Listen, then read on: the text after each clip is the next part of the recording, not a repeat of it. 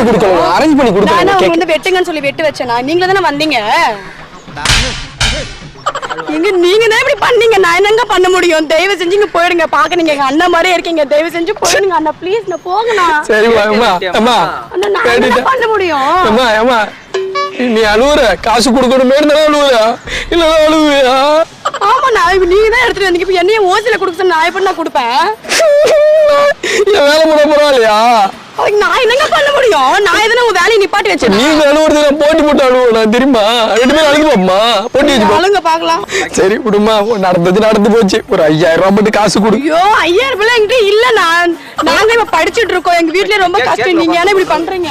சரி விடுமா, நீ கேக்க நீனே எடுத்துக்கோ. அதை கையில ரிங்கா போட்டு அதான் கூட இல்ல. எங்க அம்மா எனக்கு ஆசையா வாங்கி கொடுத்தது. நான் மொபைல் ஆச்சு கொடுத்தாங்க. ஆனா நீ இது கொடுத்துட்டு எப்படின்னா போன் பண்ணி போவோம். கொஞ்சம் கூட ஏன் இப்படி பண்றீங்க? அந்த மாதிரியே இருக்கீங்க. ஒரு கியூட்டான